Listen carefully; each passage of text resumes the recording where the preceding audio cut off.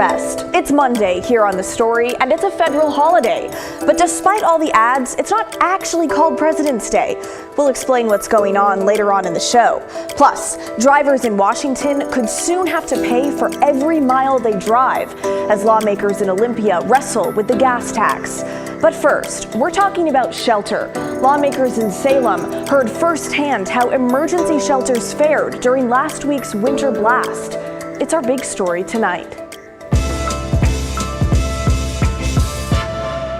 We talk a lot about homelessness and in particular shelters on this show. Today, those were big topics in the state capitol too. Here's a live look in Salem where lawmakers heard from service providers and emergency managers about concerns they have when it comes to running severe weather shelters.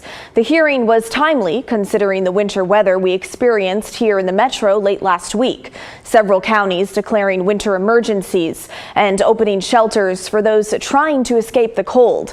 In Multnomah County, throughout last week's storm, a total of 8 warming shelters opened from Gresham to Portland. On Monday, 285 people stayed in county-run shelters.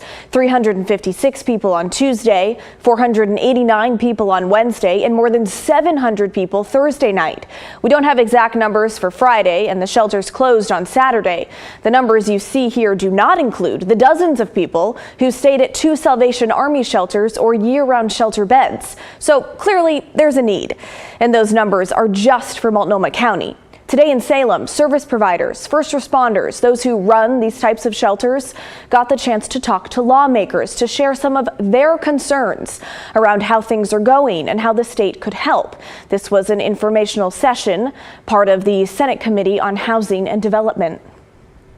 What do you wish either electeds or decision makers understood about what it's like for you on the ground as a provider to help us come up with policies that will help us better serve the most vulnerable Oregonians who are seeking shelter at this time? If you can imagine trying to get a team of staff, trying to get cots, food, other resources, and community partners together in a large building in 6 hours is complete chaos, to the point where by the time that we're opening for residents or participants to come in, staff are checked out emotionally and physically. They're exhausted, they're tired. What I would love to see a little bit more of is communication with the neighbors as part of the neighborhood where that shelter exists. A lot of that also falls on providers to have to kind of ask or answer questions that come up. People come up to doors, they want to know what's going on. We're just trying to do the work. We're just trying to make sure that people are safe and warm in the shelter. So it kind of becomes a PR nightmare, I'll be honest. And I get it. I've done many stories about those nightmares where the community is upset over temporary shelters moving into their neighborhoods, seemingly without notice.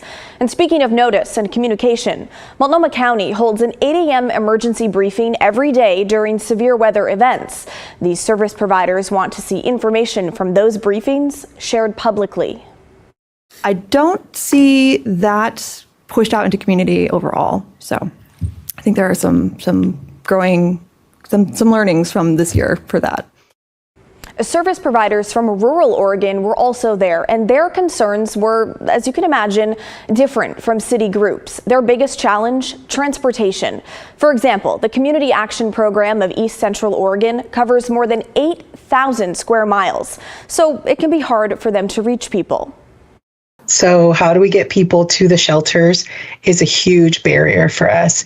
We are aware of folks that are living in situations that are unsafe, that could potentially become dangerous due to the weather, but we're not able to access them or get to them or bring them in due to how rural they are. We're really struggling in that boat. They also don't have enough shelters, and in the ones that they do have, if people eventually get there, the services offered are limited.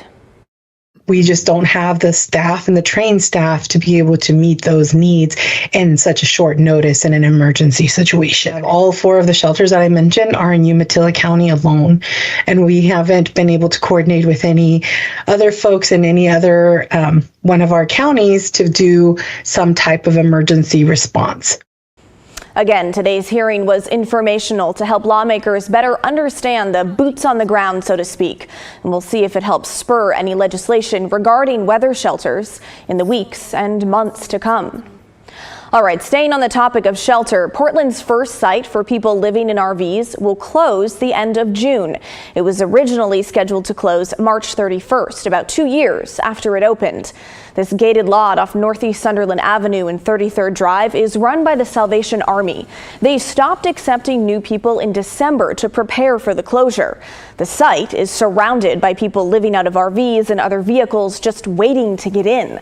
Now, the move to close it took some of the roughly 70 people living there by surprise and caused a lot of uncertainty for those who saw this site as a respite from street life, like Michelle, who I talked with this past fall. Well, I've been able to focus on my schoolwork, and I got myself up to it. I'm an A student now. It's like a time bomb just ticking in the back of our minds.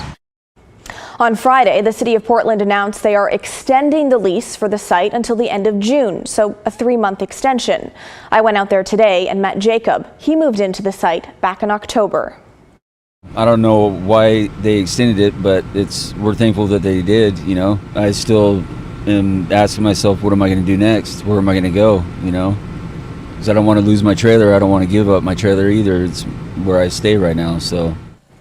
The site was created through a lease agreement between the Port of Portland and the Portland Bureau of Transportation, or PBOT, as a place for PBOT's maintenance operations. PBOT moved its equipment to another location to accommodate the shelter, but the permit for that second location will soon be up, meaning they need to move back into the Sunderland site, uprooting the RVs. I think it's bull. You know, kick us out for them to store trucks here. I think it's ridiculous. Portland Mayor Keith Wilson said in a statement he supports extending the Sunderland RV Safe Park site lease and invites proposals to safely and cost-effectively continue to operate the existing facility. A spokesperson for the Salvation Army adds, this extension allows us to continue providing dignity, support, and hope to those working toward permanent housing. Everything's played as it comes, so like I said, I hope something comes up when the time does come for it to shut down, that we get to go somewhere.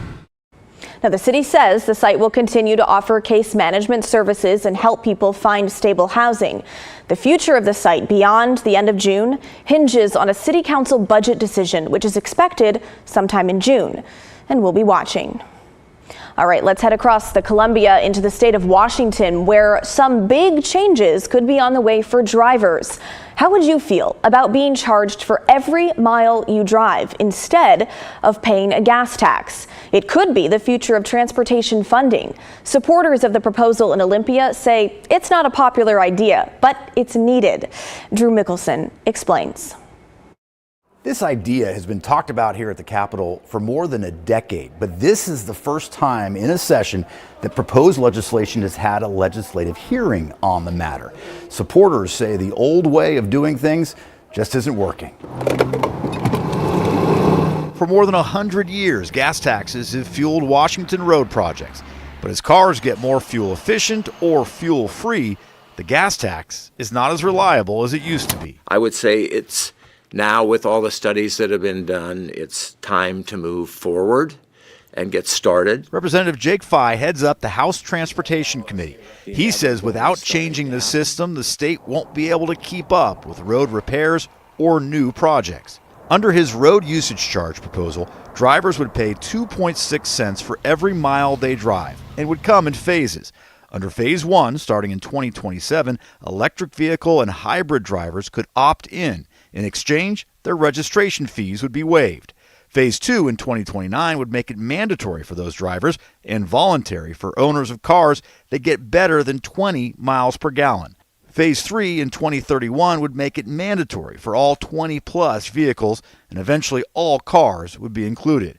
Fye says drivers would be credited for any gas taxes paid. If we don't begin this, I think we can have the strong likelihood is that we're going to continue the pattern that we've been in with having shortfalls even more frequently in our transportation funding. It's going to be a heavy lift. Republican Representative Andrew Barkas would prefer the state look for efficiencies and other funding sources, like the Climate Commitment Act, before changing to a brand new system. I imagine you have to take the leap at some point, but if you read the bill, it's a long time to implement this and a voluntary system and how they're going to do the crediting back against the gas. It's complicated. So I know that from our side of the aisle, there's a lot of opposition to this for a myriad of reasons. Opponents raise all sorts of logistical concerns. How would someone accurately report how many miles they've driven in a year? The supporter of the bill says he does not want to put GPS devices in cars. Instead, he would rely on self-reporting. Some here are questioning how reliable an honor system would be. Oregon was actually the first state to have some kind of pay-per-mile program. Ours has just been voluntary since it began in 2015. It's called OREGO, and your vehicle has to be electric, hybrid, diesel, or gas-powered and be rated at 20 miles per gallon or better to join. Members pay 2 cents per mile. Tracking those miles is done in 2 ways, either reporting to the state directly or using a GPS device to track travel. So what's the benefit to people who join now? Well, new EVs and cars that get 40 miles per gallon or better get a discount on DMV fees ranging from $35 to $115 a year. Others get a credit on the gas tax. More than 40 states are studying a pay-per-mile idea because so many rely on gas taxes. A mandatory pay-per-mile plan here in Oregon could be part of the massive transportation funding plan that's being worked on in Salem this session. We'll keep you posted as details of that plan are made public. Also in Salem this session, a bill we told you about on Friday, House Bill 3377, would infuse the James Beard Public Market Plan for downtown Portland with $10 million from state lottery bonds. The money would go toward construction.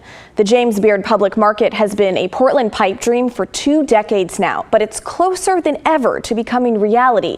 Back in October, the group behind the idea bought the building on Southwest 6th and Alder, just a block north of Pioneer Courthouse Square. When it opens, potentially by the end of this year, the market will house 40 small businesses, including a teaching kitchen, restaurants and bakeries, farm stalls, and an event space. Now, the market says they have about $3 million in public and private investment, but now they're hoping the state will chip in $10 million more. So we asked for your thoughts on the market itself and the infusion of lottery money and got a good mix of responses, both for and against. I think it's wonderful that we would have a public market again down in the square. It was wonderful when they had it before, and everybody loved it. We cannot afford to spend that kind of money right now on a public market. We have so many other issues that we have to address money to. And not to sound like an old shrew, but let's put the money where we need it the most. Bill wrote to us, why does private business want public money to secure their business? Funds are scarce. Let's spend limited funds on education, fire and police services, food security, and skyrocketing utility bills for families and seniors. And there's this from Mel. Until PDX has further resolved the drug, houseless school funding crisis, the public market should not be on lawmakers to fund, especially when we at any moment could lose federal funding. The market is a great idea and would be enjoyable, but private investors need to fully fund, not the taxpayers. But on the flip side, there are plenty of you who want to see the market downtown, and you'd be willing to visit. This viewer wrote, I think it's a great way to use some lottery money. Since I hadn't heard anything for a while, I thought this had gone the way of the dodo. Yes, I would make a trip downtown to visit. I totally support it. I'm calling from Salem, but I would visit it. I think it would be a Northwest market. And if you made it as vibrant as the Seattle public market, people would come from all over. And we'll end on this bit of optimism from Sue. Oregon is known for our food scene, farm to table. This is an investment in the health of our downtown that makes sense, and it honors an Oregon icon. Combined with Mayor Wilson's ambitious initiative to end unsheltered homelessness this year, the public market would make downtown Portland a vibrant destination. All right, well, coming up next on The Story, we'll check in with Chief Meteorologist Matt Safino on what to expect from the weather this week. And I'll ask him a question that may be on your mind tonight. Are we done with snow in the valley this season? That's next when The Story returns.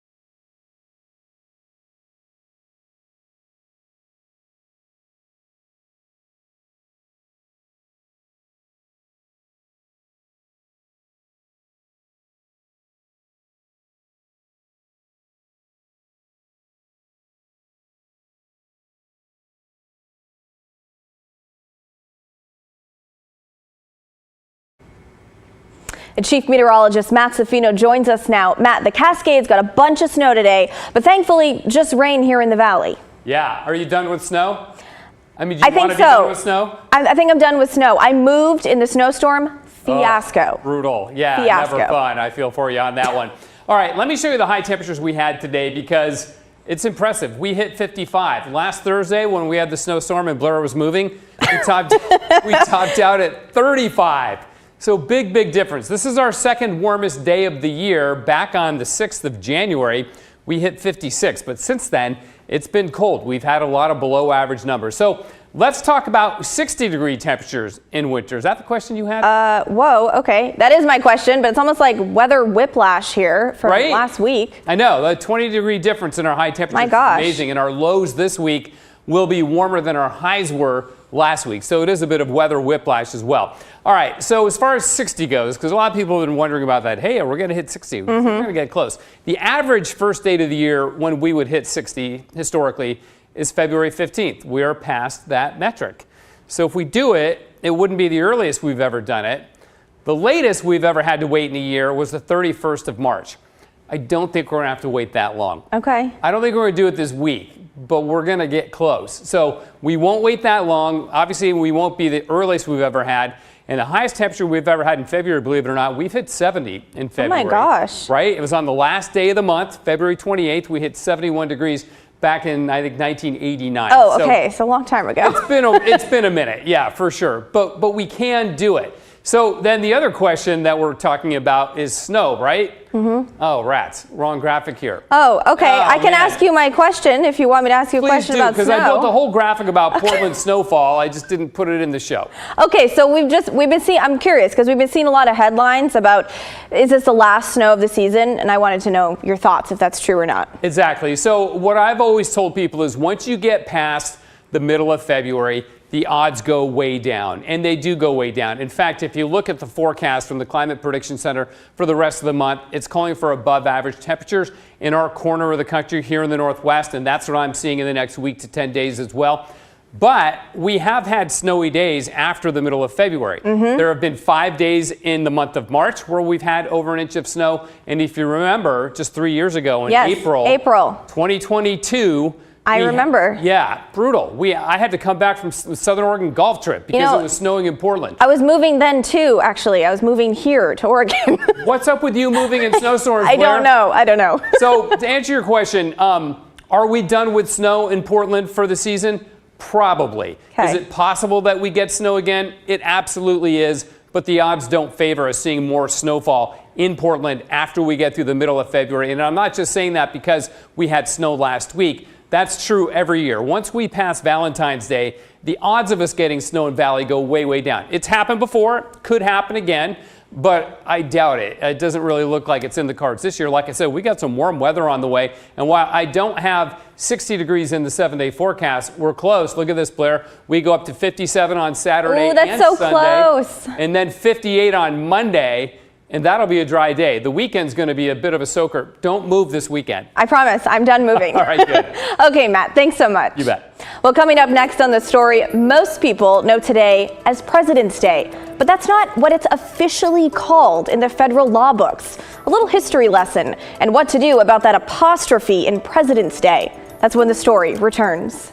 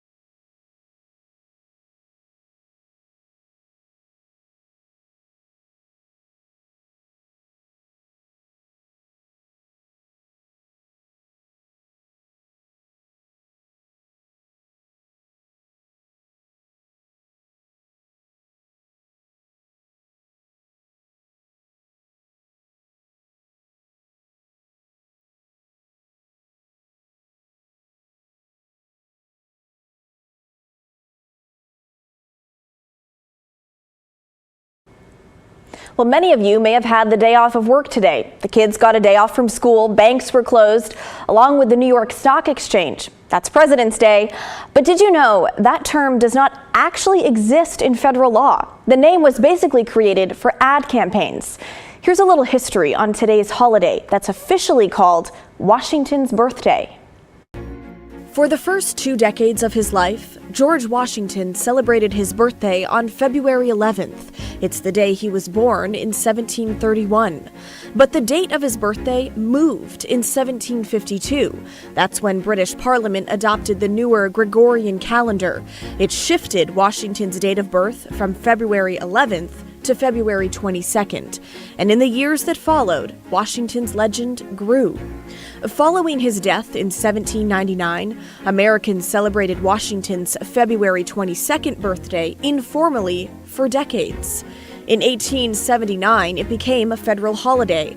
Congress officially designated the 22nd day of the second month of the year a holiday for all federal workers. And every year since 1896, the U.S. Senate selects a member to read Washington's farewell address. It happens around February 22nd. None of Oregon's senators, past or present, have ever done it. The name President's Day was proposed to replace Washington's birthday in 1951, but it didn't happen then and hasn't changed since. Then, in 1968, Congress passed the Uniform Monday Holiday Act. It designated certain holidays like Washington's birthday, Labor Day, and Memorial Day to be observed on Mondays. The reason?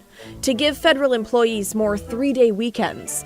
The thinking was it would be good for business and the economy. The law took effect in 1971, and oh boy, did the deals start flying for cars, mattresses, and appliances.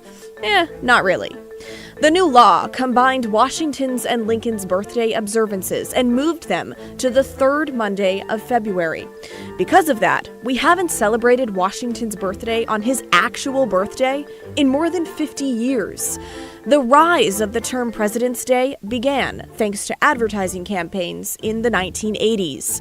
They celebrated the office of the presidency rather than just Washington and Lincoln. And that brings us to today, where the only drama surrounding all this is in the area of punctuation. The focus is on the word presidents. No apostrophe between the T and the S, after the S. The answer? It depends. The Associated Press says no apostrophe. More than a dozen states use the singular possessive, putting it between the T and the S, including the state of Oregon. Many others use the plural possessive, putting it after the S, including the state of Washington. That reflects that the holiday is meant to honor George Washington and Lincoln. But that apostrophe drama matters not to the federal government. Check out the federal law books, Title V, Part 3, Subpart E, Chapter 61, Subchapter 1, Code 6103. There's no such thing as President's Day. It's just Washington's birthday. Well, there's your history lesson for the day. And that is the end of our show, folks. Thanks so much for watching. Straight Talk is coming your way next. And don't forget, everyone has a story to tell. You can stream the story on your own schedule. Download the free KGW Plus app on your smart TV. Available right now on Roku, Apple TV, and Fire TV. In the meantime, enjoy the rest of your Washington's birthday holiday. And I'll see you right back here tomorrow night at 6:30.